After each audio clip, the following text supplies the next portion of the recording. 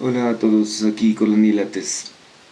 En este video llamado "Cómo ser un buscador de la verdad sin morir en el intento", es un poco motivado por un amigo al que en mis inicios, en mi cuestionamiento del heliocentrismo, cuando lo abordé directamente como terraplanista, comenté con mi amigo lo que había descubierto, lo que estaba pensando en ese momento, y él en un inicio me dijo: tienes razón. Investigué un poco y la Tierra es plana. Y no pasó de eso. Nunca más me volvió a decir nada, nunca más me volvió a preguntar nada. Yo respeté su posición, le pregunté un par de veces, se dio las vueltas y no me respondió. Inclusive, eventualmente, prefirió entrar al lado de la burla. Y él, después de haber reconocido que la Tierra es plana, no lo volvió a mencionar. Y esto es hace mucho tiempo, más de 2 años, 2 años. Resulta que recién me escribió, me mandó un mensaje y me preguntó qué es lo que me motivaba para seguir. Un par de temas en la conversación con él. Me di cuenta que no se siente cómodo bancándose, sin querer entrar al asunto de lleno. No se siente cómodo sabiendo y no participando. Entonces este es un video un poco motivado por ese asunto para la gente que puede tal vez estar en esa situación. La información que voy a presentar en este programa, en este video, es una fusión de algunos conceptos y datos resultado de mi investigación y algunas sugerencias y consejos, tomando en cuenta aciertos y desaciertos, obviamente. Aprendizaje. Esta información podría serle útil a cualquiera en realidad, que de una u otra manera le interese la búsqueda de la verdad. Sin embargo, debido a la línea que yo sigo, obviamente que es inevitable que va a tirar un poco hacia el lado de la crítica al heliocentrismo o al terraplanismo en sí, y definitivamente a las inconsistencias de la ciencia en general. Quiero aclarar que no pretendo autodeclararme un buscador de la verdad perfecto o un modelo a imitar. No se trata de eso este video, simplemente es compartir mis experiencias personales plasmadas en consejos tal vez, o simplemente un relato de qué es lo que a mí me ha funcionado, qué es lo que a mí me ha mantenido vivo, como dice el título, sin morir en el intento. Cuando yo inicié, hubiera querido tener una guía, que alguien que esté desde adentro me dé algún consejo, o por lo menos saber por dónde empezar.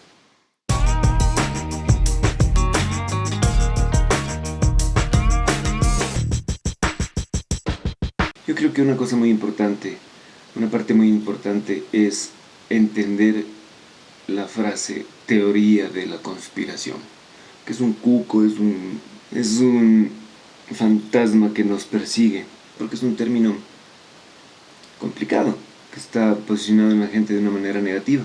Para empezar este tema voy a ir leyendo, es un poco de información que yo he estado escribiendo.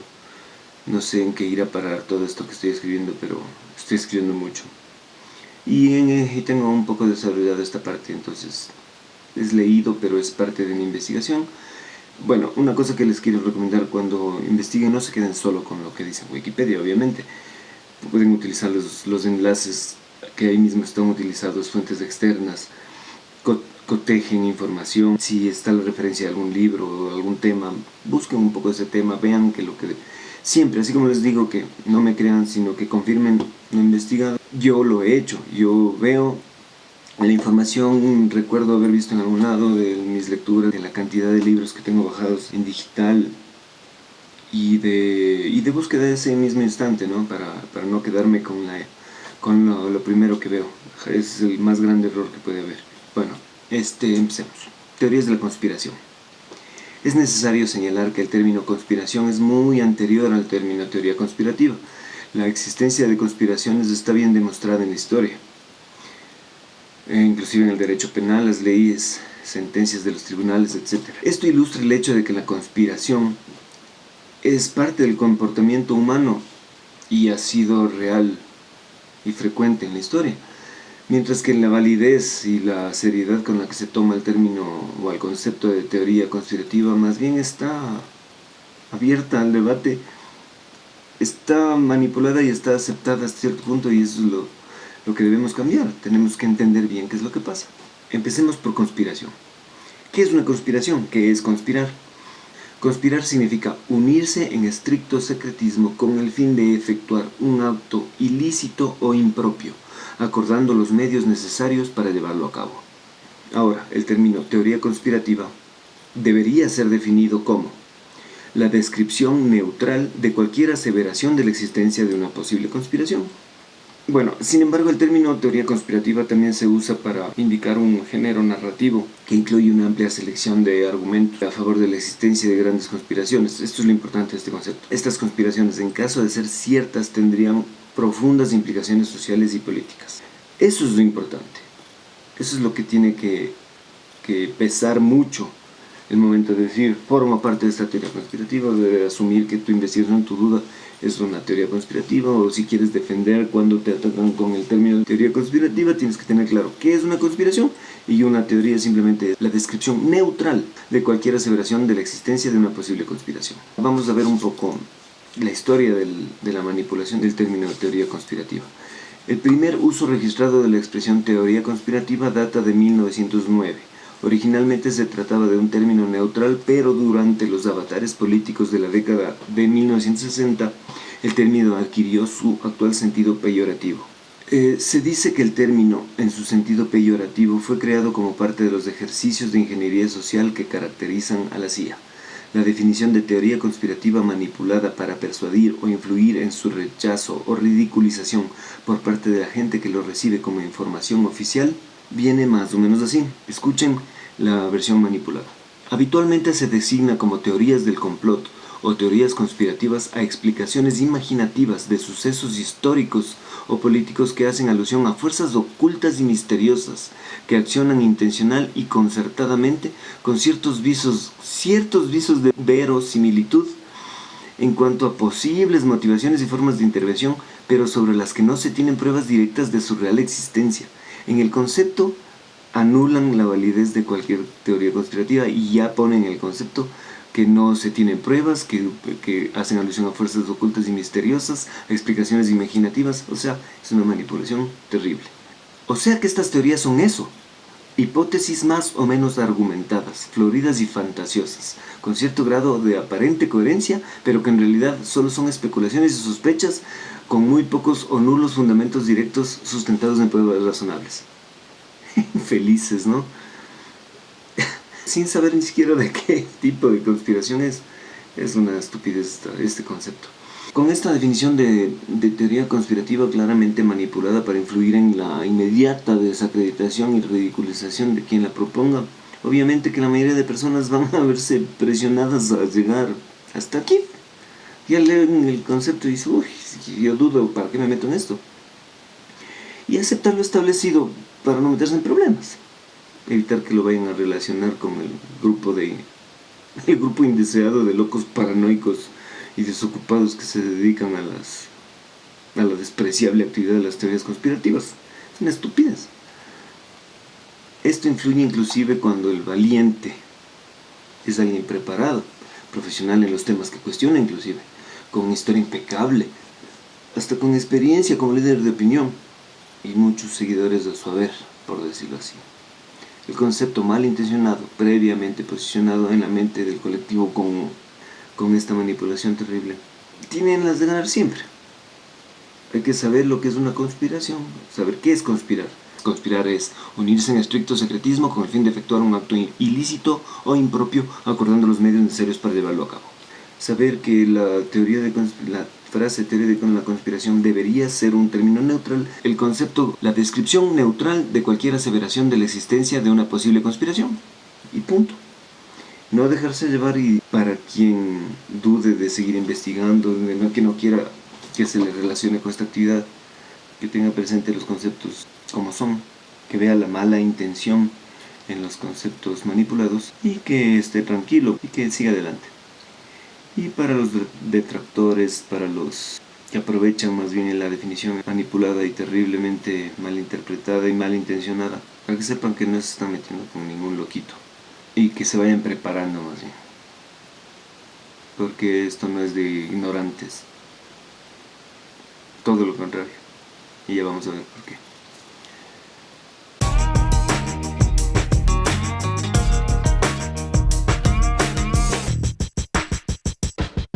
Una vez que te quitas el prejuicio en cuanto a las conspiraciones y te sientes cómodo con la idea de haberle encontrado sentido a una teoría conspirativa, o que la misma te haya llevado a cuestionarte algo establecido o que es oficial, y decides hacer algo en lugar de regurgitar lo que alguien más te dio masticando, o peor aún, que te dé lo mismo, debes saber que lo que viene a continuación es el ejercicio del pensamiento crítico.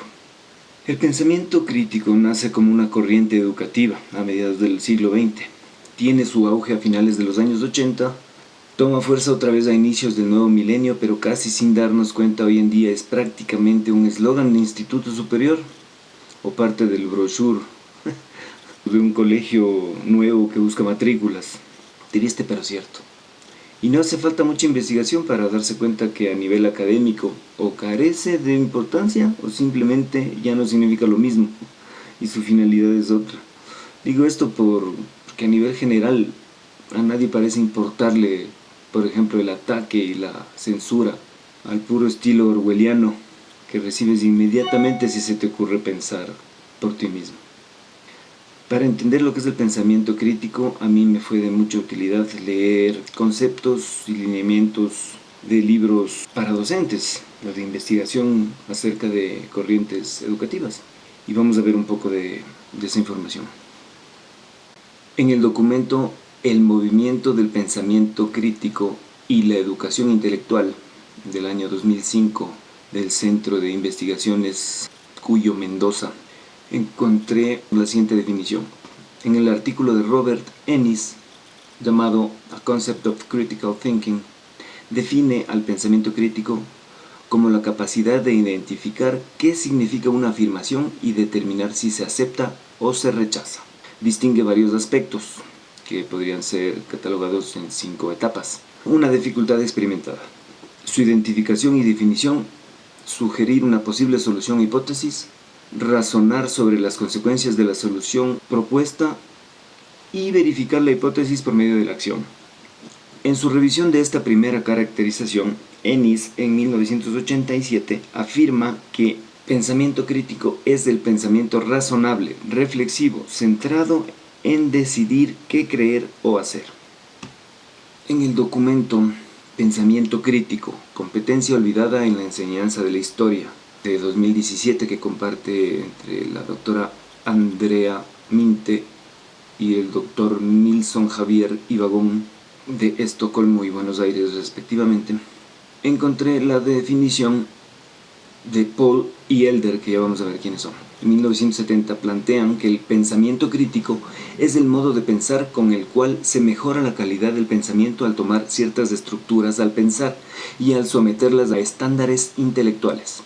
Señalan además que el pensamiento crítico se compone de ciertas capacidades, entre las cuales destaca la de plantear preguntas y problemas, junto a una clara formulación de estos, recopilar y evaluar información relevante, utilizar ideas para interpretarlas efectivamente, establecer conclusiones y soluciones razonadas comparándolas con criterios y estándares, pensar abiertamente, reconocer y evaluar posiciones, implicancias y consecuencias, comunicarse de forma efectiva con los demás en la búsqueda de soluciones a los problemas.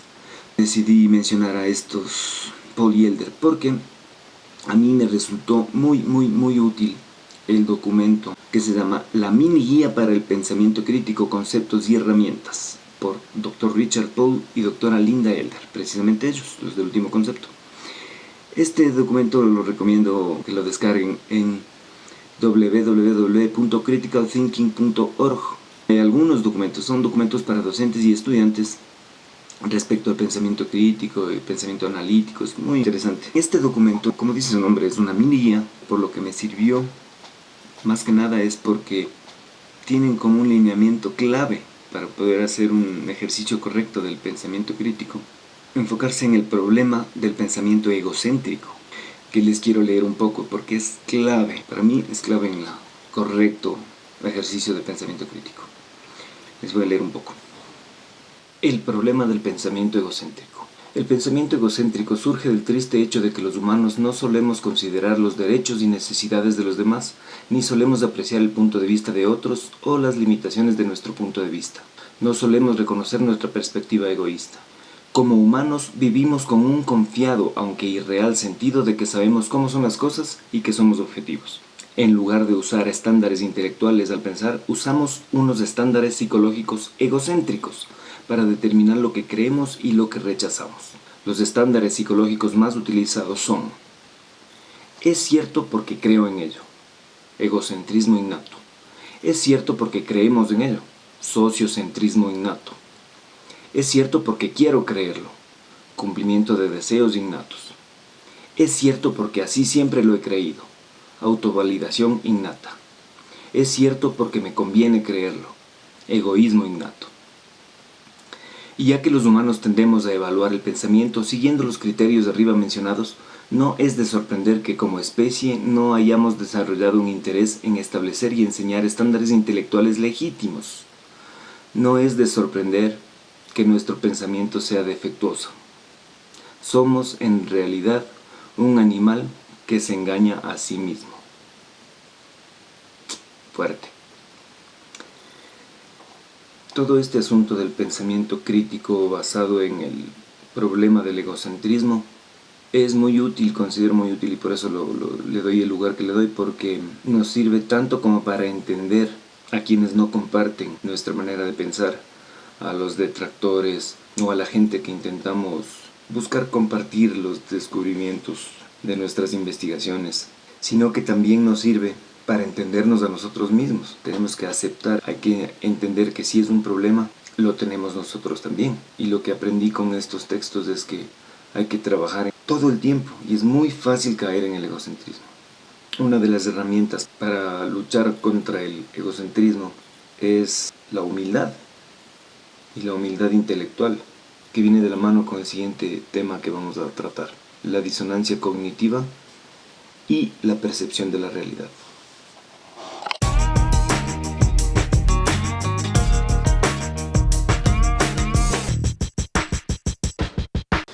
Tenemos este artículo en la Psicoteca de Miguel Abadillo que dice: la disonancia cognitiva, o cómo el ser humano se convierte en esclavo de sí mismo. Muchas de las aparentes contradicciones en las que a menudo nos vemos involucrados en nuestra vida cotidiana cuentan desde hace tiempo con interesantes explicaciones propuestas por diversos psicólogos sociales. De entre ellas, tal vez la más famosa sea la teoría de la disonancia cognitiva, cuya influencia ha superado ya con creces el ámbito de la propia psicología social, llegando a tener impacto incluso en estudios de tipo neurológico. Y es que el ser humano tal vez no sea un animal muy racional, pero de lo que no hay duda es de que es un animal un poco obsesionado con la coherencia y también por la apariencia.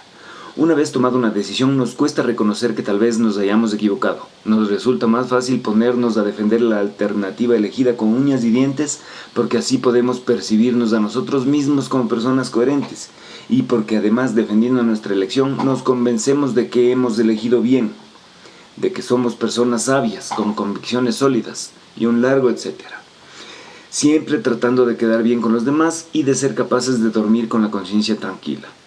Este tipo de fenómenos han sido bien estudiados por los psicólogos y cuentan desde hace tiempo con explicaciones interesantes, como la teoría de la disonancia cognitiva de Leon Festinger.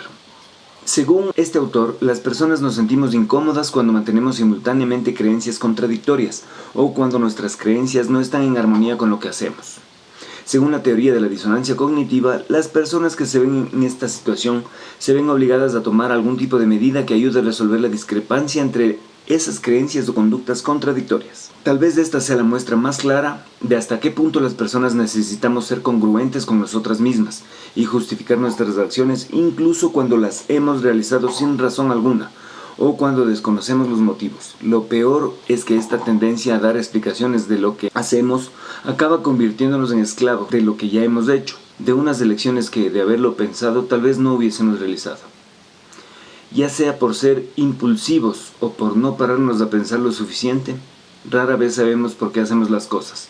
Gran parte de nuestra vida se convierte en una actuación para nosotros mismos. Esto se ve reflejado en el ejemplo de, de la curvatura. No, ¿cómo la Tierra va a ser plana? Yo he visto la curvatura desde el avión.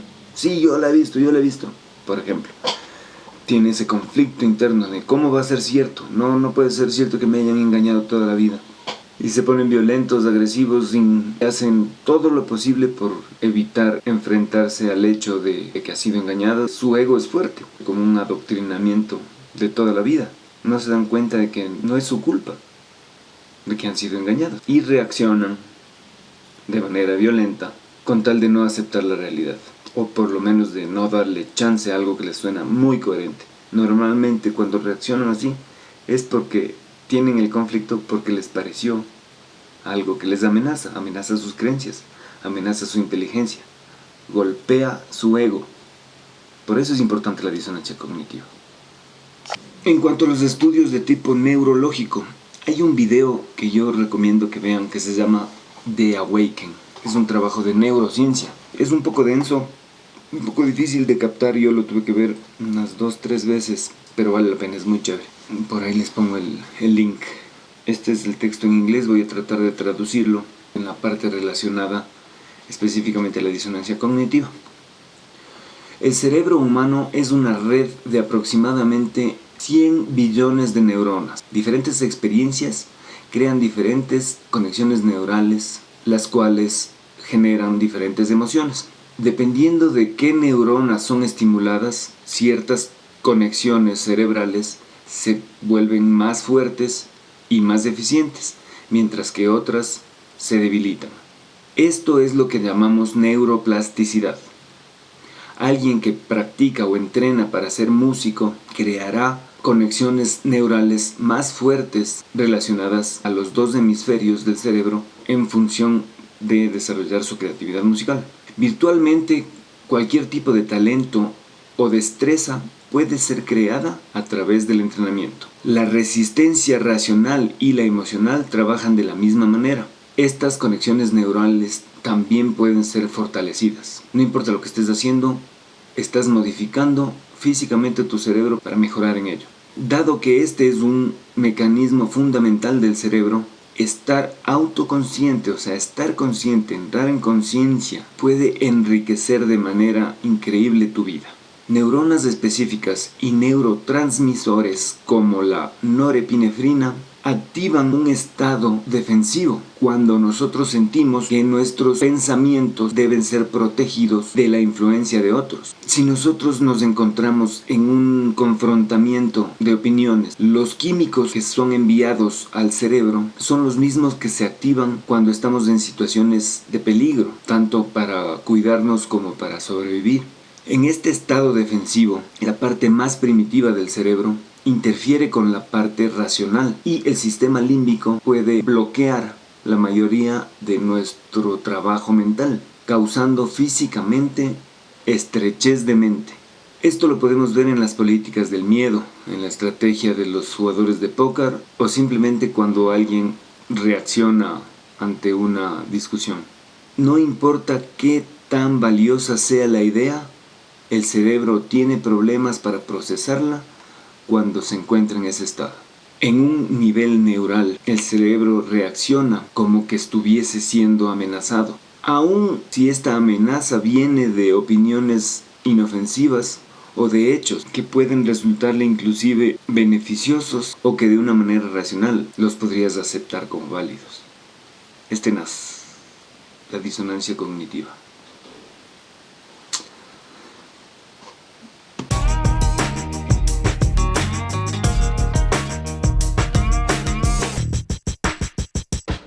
Tratemos un poco la percepción y realidad. En este documento de Juan Ignacio Ardón, parece que en la comunicación del individuo con dicha realidad entran en juego tres variables tales como la sensación, la percepción y la realidad. La sensación es relativa a los sentidos, a lo biológico, al primer instante en que el individuo tiene contacto con esa realidad. El segundo instante le llamaremos percepción, en el cual el individuo dispone de esa realidad. La nombra y la apellida, es decir, la acepta, entra en conciencia de ella. Y la realidad misma es en donde se pone en juego todo esto. La cosa es aquello que pertenece al mundo exterior y al ser captado por los sentidos de algún individuo se convierte en estímulo. En el instante que un individuo descubre la cosa, se activa su umbral absoluto que da pie a la sensación y a la percepción. Le otorgan un sentido a esa cosa y la vuelven un estímulo. Ese estímulo va acompañado de una respuesta que le determinará su categoría. Subrayemos entonces que la categoría de un estímulo no es por lo que el estímulo es tal cual, sino por la respuesta que provoca en un individuo. Podemos distinguir tres clases o categorías de estímulos: los neutros, los incondicionados y los condicionados. Los estímulos incondicionados son aquellos que están directamente ligados a la sensación, porque no poseen condición alguna para ser captados por el individuo, que sabe que están ahí pero no necesariamente sabe qué son, y sobre todo cuando esto ocurre previo a la experiencia. Esto es importante. Esta clase de estímulos son aquellos que por sus características propias provocan ser detectados por los sentidos. Son estímulos que tienen vida propia, generan algún tipo de sonido, de olor o visualmente se imponen. Es decir, para ser detectados por el sujeto se necesitan condiciones mínimas, ya que el estímulo mismo se manifiesta y se hace notar. Es la experiencia frente a un estímulo la que determinará si éste es neutro o condicionado. El neutro es aquel que por sus características propias no se impone frente a una persona y que por lo tanto previo a la experiencia no se lo reconoce, no tiene ningún sentido específico, no provoca ninguna respuesta específica. Después de la experiencia, ese estímulo neutro se convierte en estímulo condicionado. La experiencia del individuo condiciona los estímulos y les pone una categoría. Por eso es que un estímulo tiene sentido solo si es detectado por el individuo. Por lo tanto, lo relevante de un estímulo es la respuesta que provoca en algún individuo y no su existencia per se. Lo mismo probablemente podemos inferir al referirnos de la realidad. Podemos obtener mucha información, podemos conocer muchas cosas, oír de esas cosas, pero si no le prestamos atención, si no entramos en conciencia de eso, simplemente no es parte de nuestra realidad. Los oídos sordos, por ejemplo. No quiero oír. O ya escucho teoría de la conspiración y no, entonces no forma parte de mi realidad, o está sesgado por la disonancia cognitiva. Mis estímulos cerebrales, por mi neuroplasticidad, porque mi cerebro reacciona ante la amenaza y no quiero saber. Y no puede ser cierto, me niego a creerlo. Entonces es muy importante que la investigación sea honesta, sea sensata, sea sin ningún sesgo.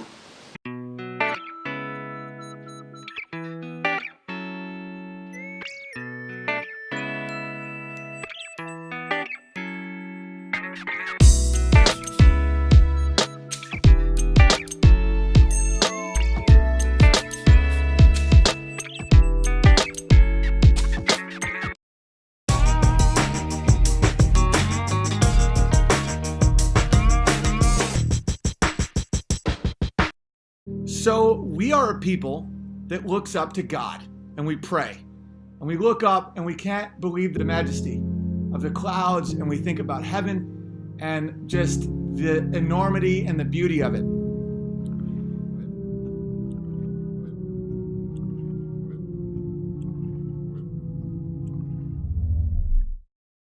¿En quién confiar? Este sí es un tema muy complicado. Veíamos en el video a Owen Benjamin. Para quienes no lo conozcan, es un comediante que supuestamente empezó a cuestionar el heliocentrismo, se metió en las conspiraciones, etc. Y a través de su canal de YouTube se pudo ver el proceso en el que vendría a ser su despertar al engaño. Y aunque al inicio renegado del terraplanismo, poco a poco fue cediendo. Y me gustaba mucho escuchar sus cuestionamientos, que me parecían muy sinceros. Pero algo fue cambiando en su actitud. Una vez que se abrió mucho más a la posibilidad del terraplanismo, empecé a desconfiar un poco porque antes era indignado en serio. Una vez que lo aceptó, sentía como que se estaba burlando en el fondo. Generó desconfianza en mí.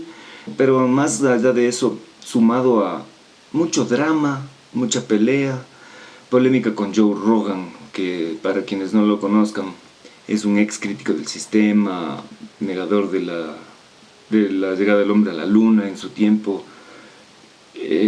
Públicamente tenía clara esa posición y de repente se vendió, definitivamente se vendió. Como decimos acá en Ecuador, un gran camisetazo. Bueno, polémicas con Joe Rogan, también con Alex Jones, que sabemos que es un desinformador de primera, oposición controlada, con Intel Pro, CIA, etc. Si hay que desconfiar de alguien es de Alex Jones. Y sé que ahora inclusive Owen Benjamin tiene polémicas hasta con Eric Dubay. No me consta todavía, pero sé que en esas está ahorita. Entre otras cosas. Y a la final empecé a desconfiar de él. Y más allá de las señales de ojo y mano que en el video asustan a Joy, mi instinto me dice que puede ser parte de los experimentos de ingeniería social, shields, operaciones para distraer, ridiculizar o desinformar desde adentro, oposición controlada. Como seguidor de Tesla soy un defensor de la idea de confiar en nuestro instinto, pero no porque sí, no porque se nos cante las, sino porque el instinto con conocimiento, el instinto con información, con investigación. Un tema delicado esto de en quién confiar. Que confiar primero en nuestro criterio y en nuestro instinto, pero usando las herramientas y conceptos que vimos previamente. Es decir, conocer bien los conceptos de lo que es una teoría de la conspiración, sabiendo cómo hacer un pensamiento crítico válido, tomando en cuenta la disonancia cognitiva de ambos lados, tanto propio como del resto de personas, la percepción de la realidad, todo lo que hemos revisado. Porque podríamos perder información valiosa por hacer caso a nuestros prejuicios. Entonces, volviendo a la pregunta, ¿en quién confiar? La respuesta correcta en un inicio, para no estancarse en esta situación, yo creo que es fácil. Confía en ti. Para explicar esto, voy a dar 2 ejemplos de mi experiencia personal. Cuando empecé a cuestionar el heliocentrismo, fueron varios los referentes importantes que influyeron y me motivaron en la búsqueda de la verdad, del terraplanismo, del cuestionamiento de la ciencia, etc. Entre ellos 2 personajes que voy a citar ahora como ejemplos.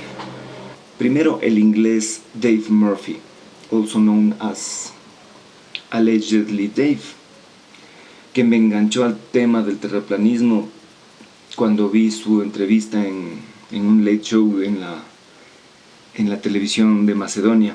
Me encantó y me enganchó de una. Y por otro lado, al norteamericano Mark Sargent, con su serie de videos Flat Earth Clues o pistas terraplanistas. Esta serie me despertó seriamente mi deseo de investigar el tema. La información que recibí de ambos fue clave para darme del engaño y meterme de cabeza a investigar. Pero en este momento, hoy en día, puedo decir que después de 3 años de haberlos escuchado por primera vez, por ejemplo, puedo decir que Dave Murphy me sigue generando mucha confianza, e inclusive mi respeto y admiración y agradecimiento ha crecido en este tiempo, porque sigo recibiendo buena onda, buena vibra y buena información de él, que me resulta útil. De Mark Sargent no puedo decir lo mismo. De hecho, sucedió todo lo contrario. Desconfío totalmente de él. Inclusive lo evito a él y a su círculo cercano de colaboradores. Me genera una desconfianza increíble.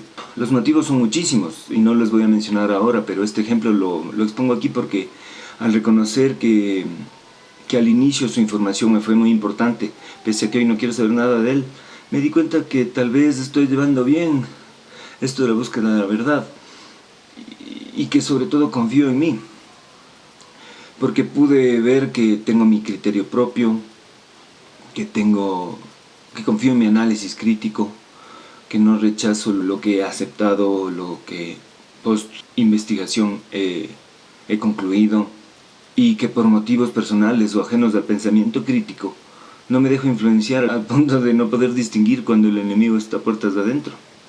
Para poder ignorarlo, no dejarse meter miedo y ser fiel al pensamiento crítico, a las conclusiones del pensamiento crítico que has tenido, a tu posición, a tus objetivos, y seguir adelante en la búsqueda de la verdad.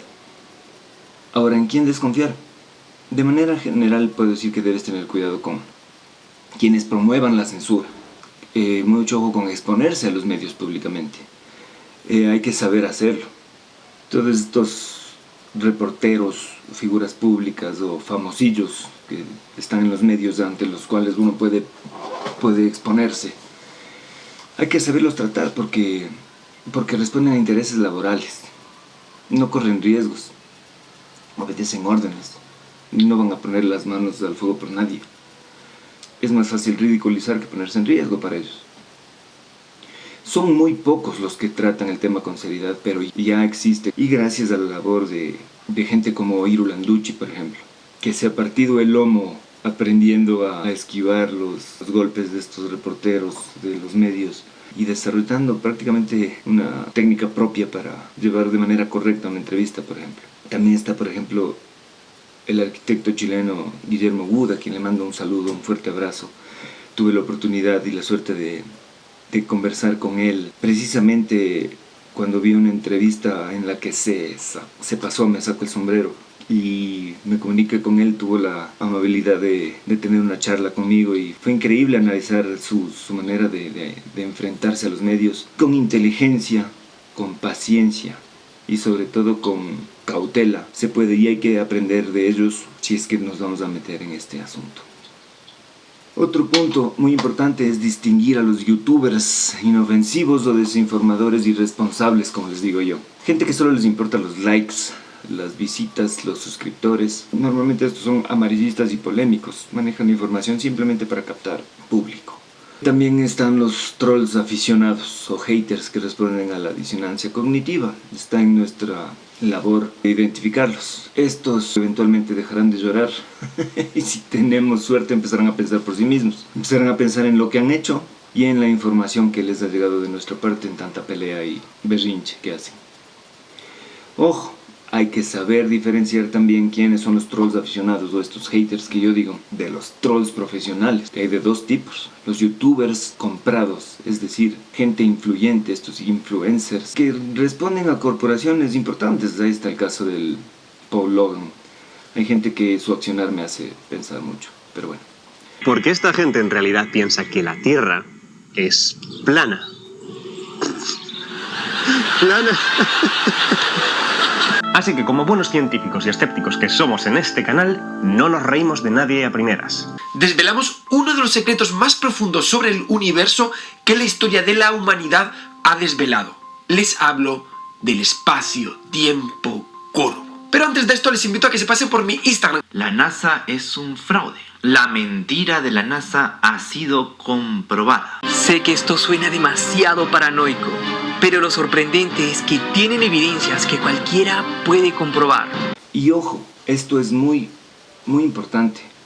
Si están empezando ya en una actividad como buscador de la verdad, informando y haciendo videos, cuando a través de los comentarios aparecen personajes que meten polémica, que te insultan, que te agreden o que inician, es que tienen muchas estrategias, inician de una manera muy científica una conversación y tienes que ver hacia dónde va. Hay que investigar un poco acerca de esa gente, hay que desconfiar.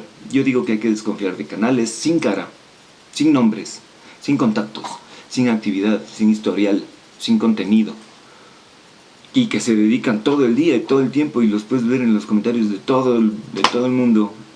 A mí eso no me suena a un defensor de la ciencia que por ahí le molestó algún video, algún comentario o algo que vio acerca del cuestionamiento del heliocentrismo o los típicos NASA lovers, porque yo ahí veo más bien un trabajo de tiempo completo y eso hay que saber diferenciar y hay que saber darse cuenta quién está trabajando en esto, quién dedica su vida a esto, y peor si no tienen cara, nombre.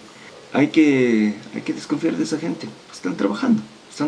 Ahora, dentro de ellos también hay cómo identificar, que me ha pasado a mí, identificar los que trabajan con displicencia, que entran tempranas horas del día, meten 10 comentarios, no responden a ninguno, simplemente están esperando que sean las 5 para marcar tarjeta y largarse. Esos son inofensivos hasta cierto punto, pero que trabajan. Hay otros que son peligrosos porque tienen técnicas, tienen un modus operandi que a mí me tocó, yo distinguí a dos. Se te acercan con un perfil como amigo, perfil 1 le vamos a llamar a uno, y perfil 1 te felicita, te hace la conversa, te saca información, y minutos más tarde el perfil 2 te ataca. Y empecé a ver ese patrón muy seguido. Siempre que el perfil 1 me comentaba, enseguida venía el perfil 2 a atacarme. El tiempo me llevó a a sacar esta conclusión, lo enfrenté y desaparecieron ambos. 2 veces me ha pasado ya eso. Así que mucho cuidado. No tengas miedo de decirles que están trabajando cuando tengas tus dudas. Cuando ves estos patrones que se repiten, ten cuidado y no caigas en el juego de estarles respondiendo ni de estar entrando en sus discusiones. Más bien, si ves cosas sospechosas como lo que te digo que me pasó a mí, expónlos. Oye, no son los mismos, no son amigos, por ejemplo. Así salieron corriendo. Bueno, como para cerrar un poco este punto, simplemente hay que tener cuidado, evitar los dramas, que también se generan unas novelas, porque los objetivos únicos de la gente que está, inclusive aportando con información valiosa, pero empiezan con los dramas, y es una muestra muy clara de la oposición controlada, shields o distractores, desinformadores o ridiculizadores. Así que mucho cuidado. No tengas miedo de tratar con la gente, aprende a conocerlos de acuerdo a su trato, trata de leer sus intenciones. Recuerda que parte de la ingeniería social para controlar a las masas o para controlar a la gente es mantenernos divididos. De ahí la famosa frase, divide y vencerás, y no puede ser nada tan cierto como eso.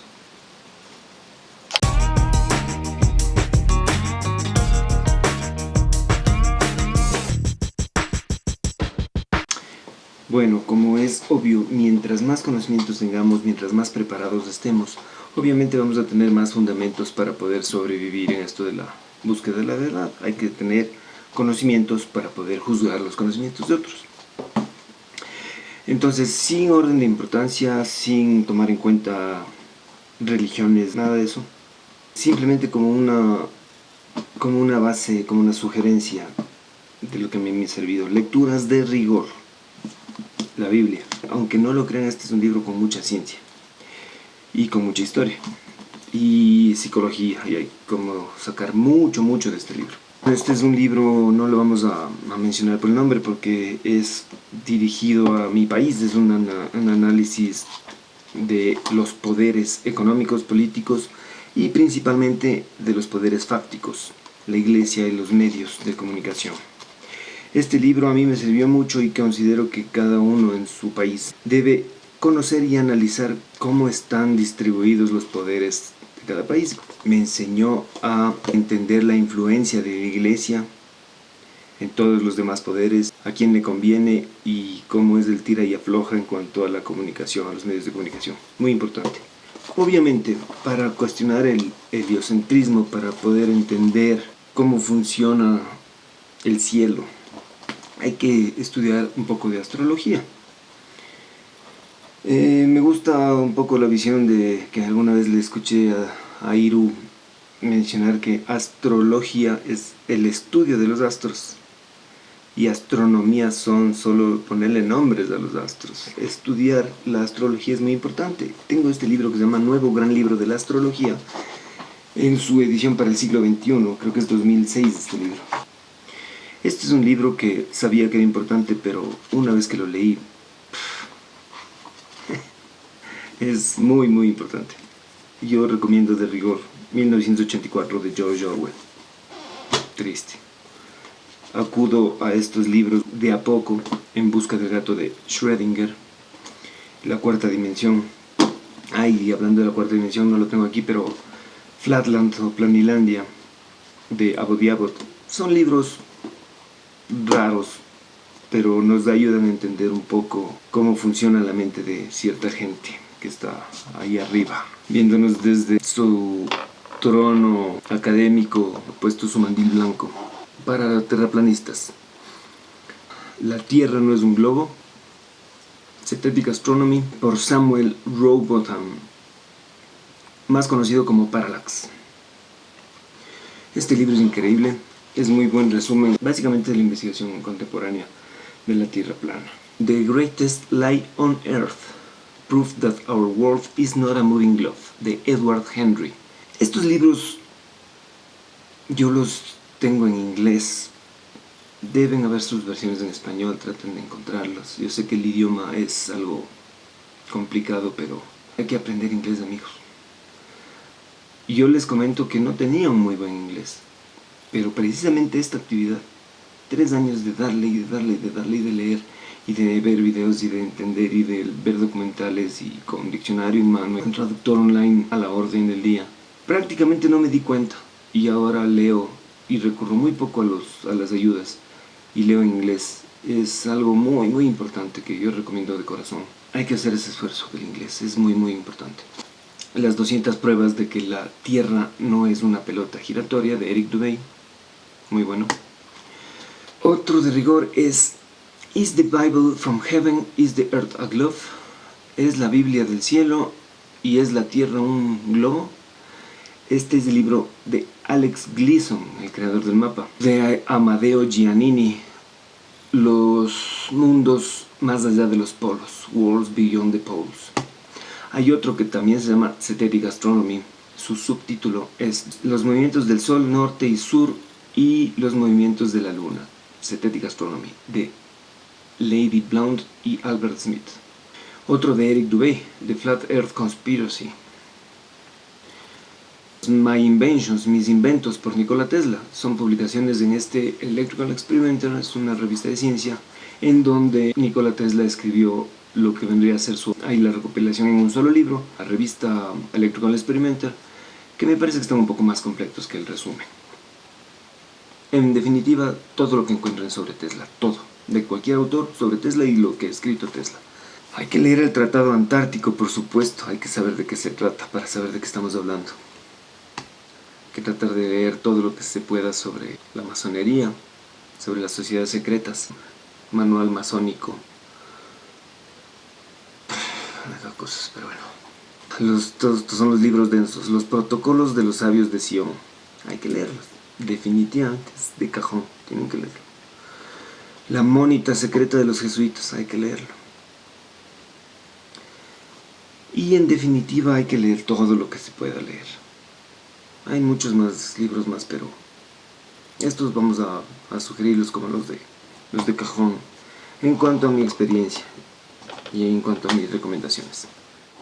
Bueno, para no hacer más largo este video y para ir cerrando, vamos a la parte de los canales. Rápidamente, en cuanto al terraplanismo, Nur para Todos, Iru Landucci, como en botica, de todo un poco. Análisis de revisionismo histórico, análisis de las élites, análisis muy técnico acerca de las partes más difíciles de entender. Ha desarrollado temas complicados como por ejemplo la gravedad, el video de la gravedad con Lenny, es impresionante, a mí me sirvió muchísimo. Y todas sus interpretaciones, por ser un experto en efectos visuales, la NASA está fregada con Iru. Recomiendo este canal como top.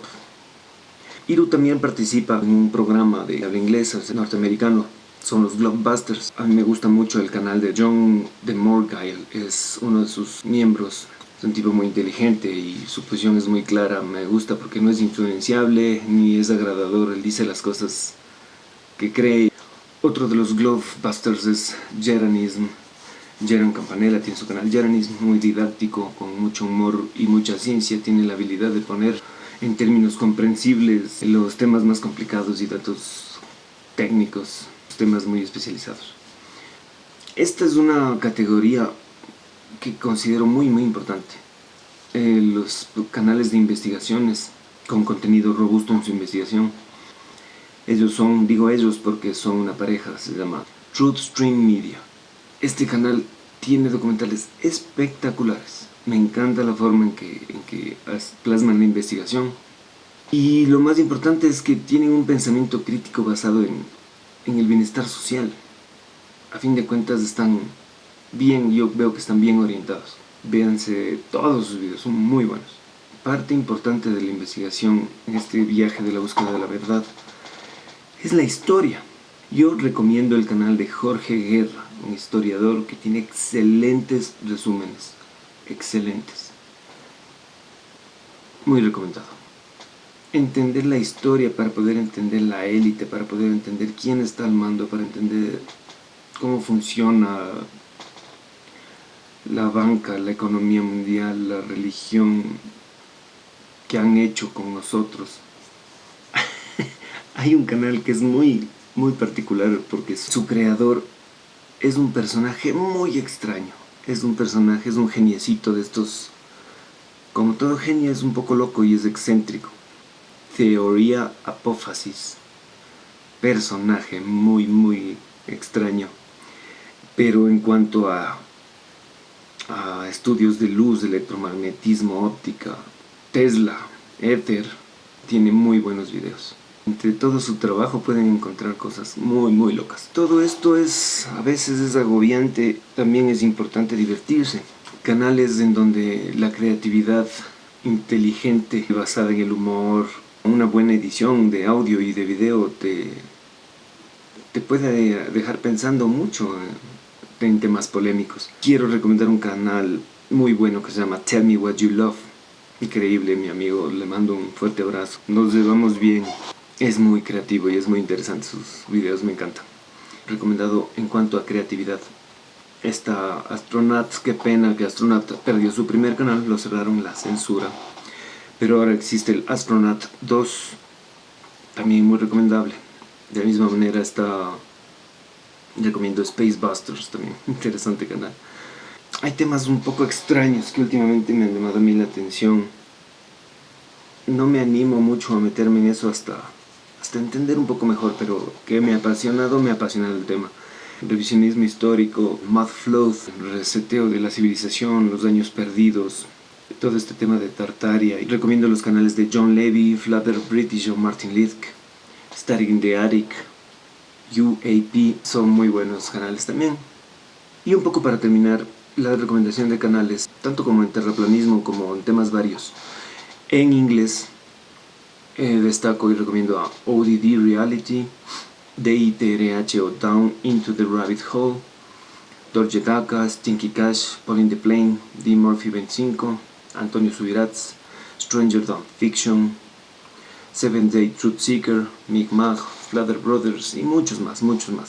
Asimismo, en terraplanismo y en temas varios en español, recomiendo Hasta lo Más Alto, David Barea desde España, Tierra Plana Colón, de España también Oliver Ibáñez, está Quileringa, Magna Veritas, Gabriel Schiavina, Negro Fracuich, Sepa Moya, Jackson, Benito Rubio, Alarma Mundial, bueno, hay muchos, les mando mis saludos también.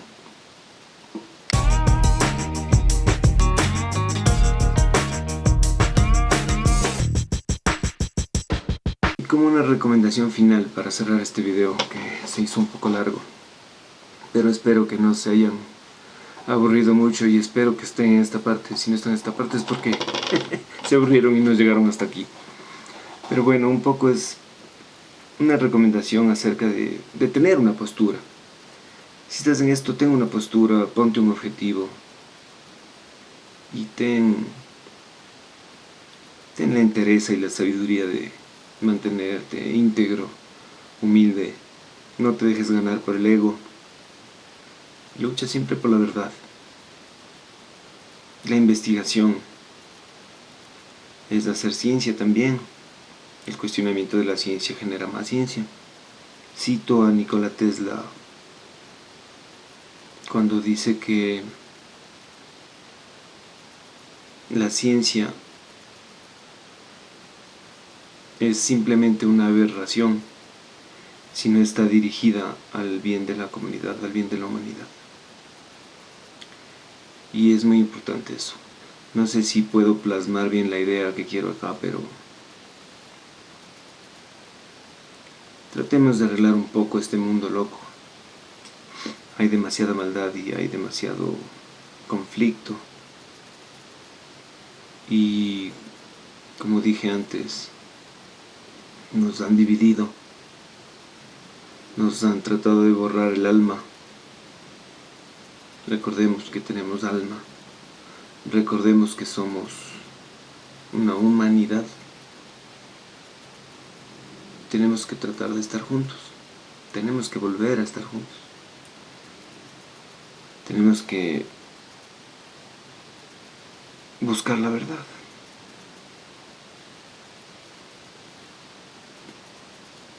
Eso sería, amigos. Saludos y paz.